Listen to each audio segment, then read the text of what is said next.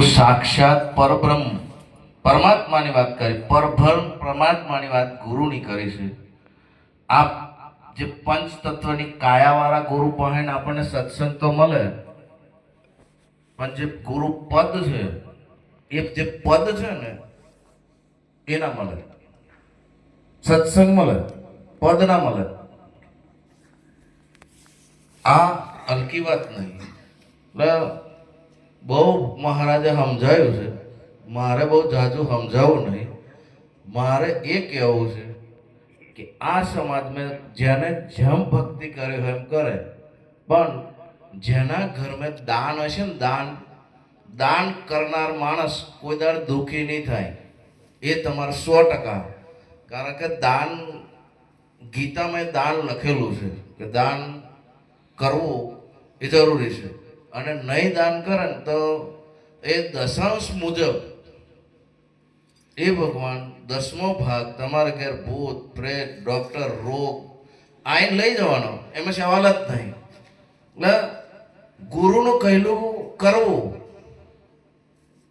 તો પણ એ તો બધું બહુ જાતનું કહે છે. કેવું કરવું એમ અમને બધું બહુ જાતનું કીધું. આ બધું છત્ર એવું લાગે તમને? રે જ ના, એટલું મોટું શરતાય ના રહે. એના માટે જ ગુરુ કરવાના. અને જેમને ગુરુ કર્યા એ પરમપદને પામ્યા. એવા ઇતિહાસો છે. એમનો એક ઇતિહાસ કહું તમને, બનેલી ઘટના. આપણે બીજી લોબી અમને જેમ આત્મજ્ઞાન વાળી વાત નહીં ફાવતી, પણ બનેલી ઘટના, એ બનેલી ઘટના ગુરુનું કહેવાથી જેને ઘર ભગવાન આવે, બીજું શું જોઈએ તમને? આ આત્મા અને પરમાત્મા, પરમાત્માની અંદરથી છૂટો પડેલો આ આત્મા ફરી પરમાત્મા માટે બધા વખત મારે છે ને. બધા દીવો કરે, જપ કરે, તપ કરે, કિન્યાવાને મેં જો અહીં જો ને બધું પડી મળીને ધર્મ કરો. ધર્મ કરવાથી જ તમારા ઘરમાં ધન વધે. અને જેના ઘરમાં ધન વધે એનું મોન વધે. અને જેનું મોન વધે એનું મન વધે. એ બધું વધત બધું વધી જાય. એટલે બહુ ઊંચું જ્ઞાનની વાતો મહારાજે જે કરી એ વાત સાચી છે, પણ મોનવું જેટલું આ તકલીફ છે. એટલે એક જ વસ્તુ તમને જલારામ બાપાનો ઇતિહાસ કહું કે જલારામ બાપા, ભોજલરામ બાપા એમના ગુરુએ જલારામ બાપાને જે કીધું એમ જ કર્યું. એણીમાં જલારામ બાપાને તો ભગવાન આવ્યા. તમે જુઓ કે જલારામ બાપાએ બહુ મોટા યજ્ઞો કર્યા છે, એવો ઇતિહાસો નહીં. અને જલારામ બાપાને ઘેર ભગવાન આવ્યા. એ કેમ આવ્યા? એક વ્રત, ગુરુનું કીધેલું વ્રત જલારામ બાપાને મગજમાં એવું બેઠ્યું કે આ જેમ સંઘ હું દર વર્ષે લઈને જાઉં છું વીરપુર. એ લગભગ છેલ્લા 25 વર્ષ થયા. 25 વર્ષથી પગપાળા સંઘ લઈને જાઉં છું.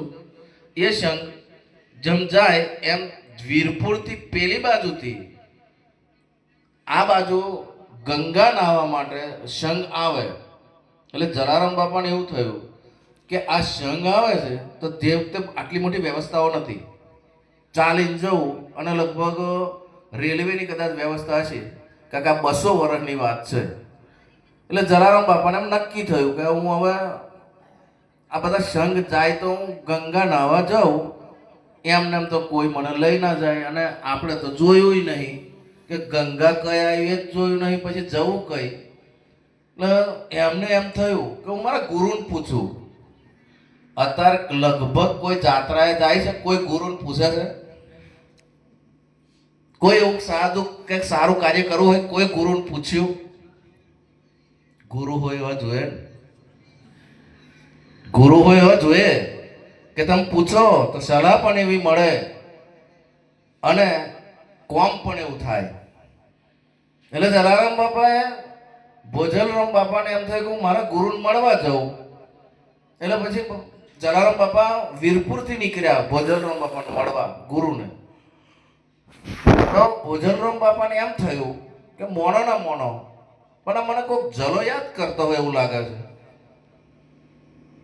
એટલે પેલી બાજુથી ગુરુને એમ થયું કે મને યાદ કરતો એવું લાગે છે, તો મને લાઈને હું જ જાઉં. તો એક બાજુથી જલારામ બાપા નીકળ્યા, એક બાજુથી એમના ગુરુ નીકળ્યા ભોજલરામ બાપા. અને એવું કહેવાય છે કોઈ જંગલ જેવું છે વચમાં, તો તો એક બાજુથી જલારામ બાપા આવ્યા, આ બાજુથી ભોજરામ બાપા, એટલે હોમા હોમે જોયું પછી એમને એમ થયું કે હું યાદ કરતેલો ને મને ચલો હોમો મળ્યો. જલારામ બાપાને એવું થયું કે હું મારા ગુરુને યાદ કરતો મારા ગુરુ આવી ગયા. આનંદ થઈ ગયો સાહેબ. જેને જેને જે માણસને જેની પર પ્રીત હોય, જે માણસ કદાચ જેને માટે તરસ લાગી હોય ને માણસ મળી જાય એની ભૂખ ભાગી જતી હોય. એટલે જલારામ બાપા મળ્યા એટલે આમ તમારે એકદમ એઠા પડી ગયા કે હારું શું કહેવાય એમ, મને મારા ગુરુ મળી ગયા. એટલે મળ્યા, મુલાકાત થઈ, તમે જે બને સેવા થઈ, બેઠા છે. તો કે જલા કઈ જતો હતો? તો કે બસ બાપુ આશ્રમ ઉપર આવતો હતો. તો કે કેમ? તો કે અમારા વીરપુરમાંથી સંઘ જાય છે ગંગા નાવા, તો મારું એવું મન છે કે કદાચ હું પણ ગંગા નાવા જાઉં અને સંઘ ભેગી ડોસી પોહાય એવું આપણે કહેવત છે. એમને પોહાય, પેલો ના હેડાય તો પેલો હેડો બા એમ કરીને લઈ જાય, એટલે એ ડોસી પોહાય એમ જે કહેવત છે, ખોટી નહીં, સાચી છે. કારણ કે મારી જોડે જે બધા આવે છે એમને ખબર છે મને, કારણ કે જેટલાય નહીં હેડાતું નહીં આ બધી વ્યવસ્થા હું કરું છું અને એમને લઈ જવાના. એટલે કે બાપુ મને એમ થયું કે હું ગંગા નાવા જાઉં તો તમને પૂછવા આવેલો કે કેવું જાઉં? સારું, ગુરુનું માનવાનું એ હલકી વાત છે. તો ગુરુએ એમને જલારામ બાપાને એમ કીધું કે સારું જલા તો જે ગંગા નાવા ના જઈશ, અને હું તને જે કહું છું તો તું અહીંથી જ પાછો વળી જા, આશ્રમમાં ના આવે છે, અહીંથી જ સીધા પાછા ના આવી જાઓ અને ઘેરથી તમારા ઘેરથી હરિહર ચાલુ કરો, તમારા ઘેર બધાય આવશે, ગંગા હો આવશે. તે આ જ વચન અને આ જ ગુરુનું જે વચન મળ્યું તો અહીં પાછા વળી ગયા જલારામ બાપા અને ઘેર આવીને હરિહર ચાલુ કરી દીધું. એમને જે બાઈને આવે એમને ટુકડો હાલવાનો અને એમને ભોજન કરવાનું. હવે એમ કરતો કરતો સમય ગયો, તમે જુઓ એમનું વ્રત બંધ થઈ ગયું. પછી આપણે બધા જે આત્મા પરમાત્માની વાતો કરવામાં જો બધું હોધવા પડશે ને એને મુશ્કેલીઓ જ છે. હું તમને કહું એનું એક જ કારણ, એ બધું પરાય જ નહીં. એના કરતાં એક વ્રત લઈ લો, વ્રતથી જ માણસ આગળ આવશે અને વ્રત એનાથી જ ભગવાન મળશે.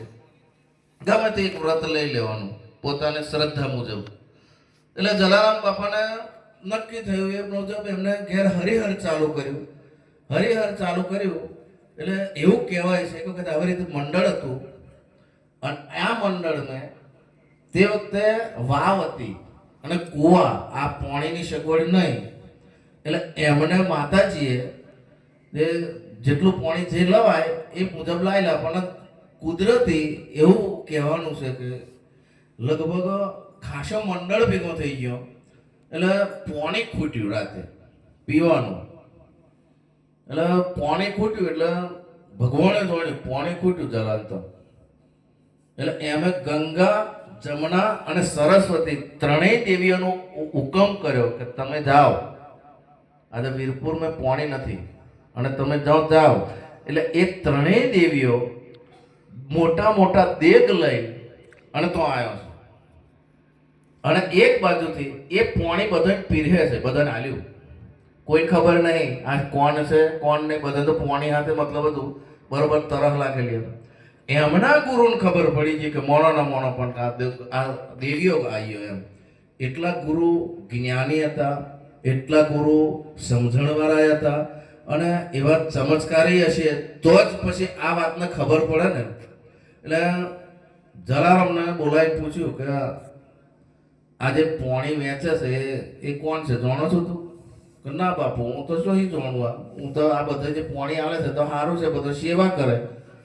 કે સેવા નહીં, આ ત્રણેય દેવીઓ ગંગા, જમના અને સરસ્વતી ત્રણેય દેવીઓ છે અને એ તું જે ગંગા નાવા જતેલો ને તે તું જા કે વહેલો અને કદાચ મુલાકાત થાય સારું, પણ એ પહેલો તરત એમને ચેતા પડી જાય તો એ ત્રણેય દેગ મેલીને પાણીના ભરીને અને ત્રણેય દેવીઓ નાહી ગયો છે. એ દેગ આજે જલારામે તો છે અખંડ અને એની મયથી ગંગાજળ લેવાનું આપણે તો જાવ કદાચ જલારામે તો આજે આ ઘટના બનેલી છે અને એ ત્રણેય દેવીઓએ એ દેગ જે લાઈન ગંગાજમના અને સરસ્વતીના ત્રણેય દેગ આજે ત્યાં હાજરો હાજર છે.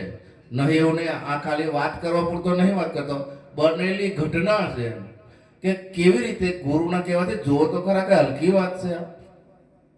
તો ત્રણેય દેવી આવીને તો પોણી પૂરું કર્યું છે અને એનો સમય આવ્યો એટલે ભગવાને પણ એમને એવી પરીક્ષા કરી કે એમની પત્નીની માગણી કરી અને ત્યાં ભગવાન મળ્યા છે. સમજો એમ એટલે વ્રત જે રાખે છે, કહેવાનો એક ટૂંકી વાત કે જે વ્રત રાખે છે, જેને વ્રત રાખો, ટેક રાખો, એ ટેક જેટલા રાખો એ ગમે તે એક ટેક રાખશો એને અનેક વસ્તુ મળશે.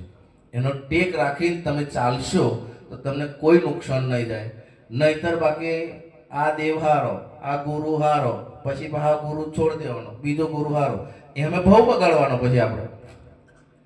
એટલે પછી આત્મા પરમાત્માની વાત પેલાય મહારાજ કરશે ને પેલાય મહારાજ કરશે. તમે તમારી અંદર રહેલો આત્મા જે છે ને એવો જ ઊંચાઈ જવાનો કે મારે આ બધા મહારાજમ કરવું છું, પેલો આમ કે છે, પેલો આમ કે છે, પેલો આમ કે છે. એટલે એ બધા મેં તમને શ્રદ્ધા જે વખતે થઈ જાય તો બીજી વાત બી કોઈની સોંપડવી નહીં, અને સોંપડવી તો અમલમાં નહીં મેળવી. તમારો પોતાનો દ્રઢ વિશ્વાસ હોય અને એ મુજબ તમારી જે ભક્તિ હશે તો અખંડ ભક્તિ એને જ કહેવાય. કે અહીં મોટો કે પેલો પેલો સ્પેશિયલ ઢોલો ઠોકીને કે આવા આગળ બીજું ભાઈ ઘેર આવજો અને અહીં બધું છે એવું નહીં. એમનું જે વ્રત છે એ મહાન છે. અહીં આગળ એમના જ ઘરની અંદર ભક્તિ હતી તો અમે અહીં બેઠા છીએ. મહારાજ આવ્યા, તમને બધાને તેડ્યા છે. જો ભક્તિ જ ના હોત તો આપણે બધા ના આવ્યા હતા. આ જગ્યા પર 12મો 13મો તો બધા કરે જ છે ને, બધા કરે છે, પણ એના રીત પ્રમાણે બધું 12મો 13મો કે થઈ જાય. અહીં જે રામ નામની ધૂન થાય છે, રામ નામનું ભજન થયું છે, આ જે શબ્દ છે એ આજે તમે જુઓ તો વિજુભાઈને પહોંચે છે. આજે હલકી વાતો નહીં આ એમ. અને આ ભૂમિકા ઉપર તો સાહેબ અમે રોટલા બહુ ખાધા હોય આ ઘેર. અને અહીંથી જ કલ્યાણદાસ મહારાજને અહીંથી જ પ્રોગ્રામમાં એમ જતા. અને મારી ગાડી લઈને ટાયરો ગહાઈ ગયો સાહેબ મારો. અને અહીંયા ગાડી થોડું નહીં રહ્યું, હું બહુ રહેતો અહીં. અને પછી આ મહારાજને મેં એ વાત મહારાજે કીધું, સાચી વાત છે. આ મહારાજને આમ તો અમે એંટ્યો પાડ્યો સાહેબ. આ મહારાજ એંટ્યો પાડે મારે ગોઠવાઈ ગયો. એ જ હજુ અહીં રૂબરૂ છે મહારાજ. અમે એ આશ્રમ માટે મહેનત કરેલી છે, થોડી નહીં. પણ એ વચન ગુરુનું ટૂંકમાં વચન મેં જે રહ્યા છે એમને એમનું મનનું ધારેલું બધું જ પાર પડે છે. બાકી બહુ જ્ઞાની હોય ને એને પછી જ્ઞાનમે એને ભગવાન નહીં મળતા. જ્ઞાનમે એટલે મળે તો એમ કે આ ભગવાન નહીં હોય એવું નક્કી કરી જ ના શકે. પણ એવો દ્રઢ વિશ્વાસ રાખીને ચોંટી પડે ને એવો ભવસાગર તરે. બાકી જે બધું હોધવાને હેરે છે એને માટે મુશ્કેલી જ છે.